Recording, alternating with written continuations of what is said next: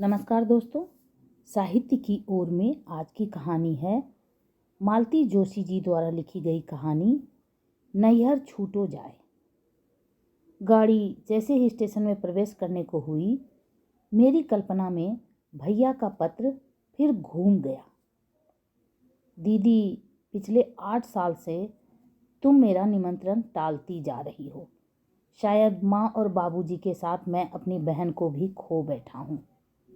खैर, अब तो मैं यहाँ आ गया हूँ। मेरी गृहस्थी का न सही, पर अपनी जन्मभूमि का आकर्षण तुम्हें यहाँ खींच लाएगा, ऐसी आशा है। इस पत्र को अल्टीमेटम समझना। तुम्हारा भैया। घर की दिनों दिन बढ़ती जिम्मेदारियों ने मुझे ऐसा जकड़ लिया था कि किसी तरह जाना ही नहीं हो सका था। इस बार उसके पत्र ने मजबूर कर दिया और सभी झंझटों को पीछे ठेलकर मैं चल पड़ी। गाड़ी जब रुकी तो मेरे मन में वही उमंग थी जो शादी के बाद पहले पहल पीहर आने पर होती है। मैंने चलती ट्रेन से ही भैया को देख लिया था। रुकते ही कंपार्टमेंट में आकर उसने मेरे पैर छुए और हम लोग हाथ पकड़े पकड़े ही उतर गए। पर मन में कुछ खटका अवश्य। पहले तो वह मुझसे लिपट जाता था। उसी समय 2 चपरासियों ने मेरा सामान उठा लिया और मुझे स्मरण हो आया कि अब वह पुराना भैया तो नहीं है जो दोस्तों की टोली को लेकर मुझे लेने आया करता था। आज तो वह एक जिम्मेदार अफसर है। स्टेशन भीतर बाहर से बहुत कुछ बदला हुआ था, पर ऐसा भी नहीं था कि पहचाना ही न जा सके। पुरानी स्मृतियों में डूबती उतराती मैं कार में बैठ गई। भैया ने कुछ बोलना चाहा, पर मेरे असंगत उत्तरों से उसने शायद मेरी मना स्थिति भांप ली और फिर वह चुप ही रहा। कार कोलतार की सड़कों पर फिसलने लगी और उसके साथ ही मेरा मन भी फिसलता हुआ समय के उस पार पहुंचकर स्मृतियों की दुनिया में खो गया। तंग गली के मोड़ पर तांगा खड़ा है। बाबूजी तांगे वाले को पैसे दे रहे हैं। भैया सामान लिए चल रहे हैं और उनके पीछे मैं। मेरे आने की खबर तेजी से फैल जाती है और कई जोड़ी आंखें घरों के दरवाजों, खिड़कियों और छज्जों से मुझे घूरने लगती हैं। भगत जी मिलते हैं और आशीर्वादों की झड़ी लगा देते हैं। माथुर चाची खिड़की से ही कुशल क्षेम पूछ लेती है। चौबे जी की मुन्नी पप्पू को मेरी गोद से छीनकर भाग जाती है। पड़ोस के रामू दादा चिल्लाकर पूछते हैं, क्यों रे लाड़ो, यह कितने नंबर का पार्सल है? उनके इस प्रश्न पर सभी लोग खिलखिलाकर हंस पड़ते हैं। माँ दरवाजे पर खड़ी है, मुझसे लिपट जाती है। हम दोनों के आंसुओं में बिछोह की व्यथा अधिक है या मिलन का आनंद, कहना कठिन है। बाबूजी जीती रहो कहते हुए एक ओर चले जाते हैं। आओ दीदी। मैं चौंकी और वर्तमान में आ गई। गाड़ी एक शानदार कोठी के सामने खड़ी थी और भैया मुझे उतरने के लिए कह रहा था। तंग गली का वह पुराना मकान यदि कठोर यथार्थ था तो भैया का यह नया घर स्वप्न की तरह सुंदर। दरवाजे पर ही रीता भाभी खड़ी थी। शादी के 10 साल उनके सौंदर्य और सुकुमारता में कोई अंतर नहीं ला पाए थे। सुंदर उद्यान से घिरे उस भव्य भवन के द्वार पर वे मुझे किसी कलात्मक प्रतिमा सी लग रही थीं। बड़ी ही प्यारी मुस्कान के साथ उन्होंने मुझे नमस्ते की। रीता, तुम दीदी के नहाने खाने का प्रबंध करो, मैं ऑफिस जाता हूँ। अच्छा दीदी, शाम को मिलेंगे, कहता हुआ भैया सीढ़ियाँ उतरकर गाड़ी में बैठ गया। चपरासी आगे पीछे दौड़ रहे थे। काश माँ और बाबूजी यह सब देखने के लिए जीवित रहते। यह सब मंत्र मुक्त सी मैं तब तक देखती रही जब तक गाड़ी आंखों से ओझल नहीं हो गई। फिर एकाएक अपने आप को बहुत अकेला अनुभव करने लगी, जैसे कोई नन्ही बच्ची भीड़ में खो गई हो। ऐसा होना तो नहीं चाहिए। मैं तो अपने पीहर आई थी, अपने इकलौते भाई के घर। पर बेचारा मेरी एक एक इच्छा पूरी करने के लिए भाग रहा था। दोनों भतीजे अपनी किलकारियों से मेरा मन पुलकित कर रहे थे। रीता बेचारी तो बिछी जा रही थी। सारे घर के लिए मैं एक सम्मानित अतिथि थी और यही बात मेरे हृदय को आघात पहुंचा रही थी। मैं वह रज्जो नहीं थी जिसके लिए तवा उतारने से पहले मीठा चीला बनाना माँ न भूलती थी। वह बिटिया नहीं थी जिसके लिए सेवधानी की पूड़ियाँ लाने की बात बाबूजी को 100 कामों के बीच भी याद रहती थी। वह रजनी भी नहीं थी जिसके लिए माथुर चाची आंवले का अचार और पंडिताइन मौसी उड़द के पापड़ अवश्य भेजती। अब मैं वह दीदी क्यों नहीं थी जिसके लिए खट्टी इमली से भैया घर भर देता था। भैया तो सचमुच अब बहुत ही बदल गया था।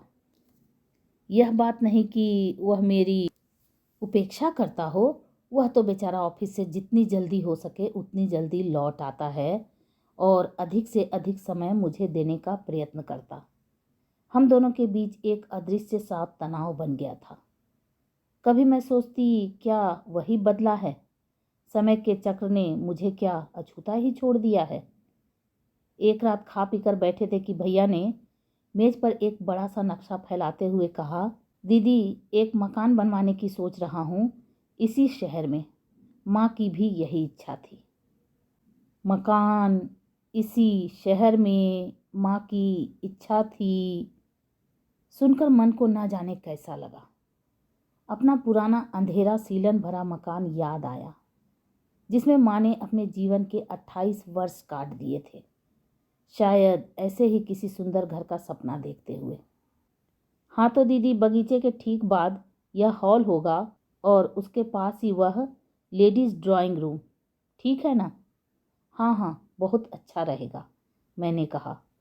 पर इस समय मैं तो अपने 2 कमरों के मकान के बारे में सोच रही थी। बाहर वाले कमरे में फर्नीचर के नाम पर होती थी एक मेज, एक टीन की कुर्सी और स्टूल। जब बैठने वालों की संख्या ज़्यादा हो जाती तो संदूक और खिड़की से भी काम चलाया जाता। और लेडीज़ ड्राइंग रूम, इसकी तो कभी ज़रूरत ही महसूस नहीं हुई। दोपहर को सब अपने अपने दरवाजे में आ जाती, कोई बुनाई लेकर तो कोई सिलाई लेकर, कोई चावल बीनती तो कोई सब्जी साफ करती। इस तरह बातें भी होती और काम भी। निमंत्रण कभी भी आनंददायक नहीं होते थे क्योंकि तब उन घरों के अभाव उभर कर सामने आ जाते। और दीदी यहाँ बच्चों का स्टडी रूम रख दिया है। बगीचे का व्यू भी रहेगा और किसी तरह का डिस्टरबेंस भी नहीं होगा। हाँ, पढ़ते समय डिस्टरबेंस तो नहीं होना चाहिए। और मेरी कल्पना में हमारा रसोई घर घूम गया। एक ओर पलंग पर दमे की मरीज दादी सोई रहती और दूसरी ओर माँ खाना पका रही होती। कमरे के बीचों बीच संदूक पर किताबें रखकर हम दोनों भाई बहन पढ़ते रहते। दादी की खांसी, बर्तनों की खड़खड़ाहट और गली का शोरगुल, इन सब के बीच भी जब भैया हर बार फर्स्ट आता था तो हम सबके कलेजे गज गज भर के हो जाते थे। वह समझा रहा था और मैं सिर हिला रही थी, पर कितना समझ रही थी इसे तो ईश्वर ही जानता है।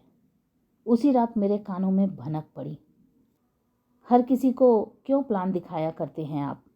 कोई ज़रूरी है कि सभी को उसमें दिलचस्पी हो? हर किसी को कौन दिखाता है? दीदी को तो दिखाना ही चाहिए, उसे तो इस बात का सबसे ज़्यादा अरमान है। खाक है, आप तो इतनी बारीकी से समझा रहे थे पर उनमें उनका जरा भी ध्यान नहीं था। रीता भुनभुनाई। सच, कितनी बेवकूफ़ बनती जा रही थी मैं। हरदम अतीत के खोल में दुबका रहना क्या अच्छा लगता है? धीरे धीरे मेरे जाने का दिन निकट आता गया और जब एक ही रात बाकी रह गई तो मेरा मन अनायास भारी हो उठा। भैया दफ्तर से काफ़ी जल्दी लौट आया था और हम लॉन में बैठे गपशप कर रहे थे। रीता अंदर रात के विशेष भोज की तैयारियों में व्यस्त थी। एकाएक भैया बोला, दीदी घूमने चलती हो? मेरे हाँ कहते ही वह उठ खड़ा हुआ। उसने न मुझे कपड़े बदलने दिए, न खुद ही कपड़े बदले और न रीता को साथ लेने दिया। शोफर ने गाड़ी के लिए पूछा तो मना कर दिया। बंगलों से घिरी हुई उस सड़क पर हम दोनों की घरेलू पोशाक बड़ी अटपटी लग रही थी। भैया ने शीघ्र ही एक तांगा कर लिया और मैं एक मानसिक बोझ से मुक्ति पा गई। तांगे में बैठते ही फिर परेशानी सामने आई। बातचीत का कोई सूत्र हाथ नहीं आ रहा था। यद्यपि मन में असंख्य बातें उमड़ रही थीं, अचानक भैया ने कहा, दीदी कुल्फी खाओगी? यहाँ सड़क पर? मैंने कहा। मुझे याद आया कि बचपन में कुल्फी खाना हमारे लिए बड़ी खुशी की बात हुआ करती थी। अब तो रीता रोज ही बच्चों के लिए फ्रिज में दूध के कटोरे भरकर रख देती है। कुछ चीज़ें तो सड़क पर ही खाने की होती हैं। कुल्फी वाले को पैसे देते हुए भैया बोला। बरसात में सड़क के किनारे सिकते भुट्टों की सुगंध से मुंह में पानी भर आता है ना? फिर तो भुट्टों की सुगंध और कुल्फी के स्वाद ने मिलकर एक अनोखा जादू कर दिया। भैया की वाणी ऐसे फूट निकली जैसे बांध टूट पड़ा हो। मार्ग में पड़ने वाली हर इमारत, हर पेड़, हर दुकान से उसकी कोई न कोई स्मृति जुड़ी थी। उसे सुनना बड़ा अच्छा लग रहा था। बोर हो गई दीदी? वह जैसे होश में आकर बोला। बात यह है कि जब से माँ नहीं रही, कई बातें अनकही रह गई हैं। रीता से तो यह सब कहने में मजा ही नहीं आता। वह बेचारी तो मेरे अतीत की कल्पना भी नहीं कर सकती। तांगा रुक गया था और भैया ने मुझे उतरने का संकेत दिया। यहाँ क्यों? मैंने प्रश्नवाचक दृष्टि से उसकी ओर देखा।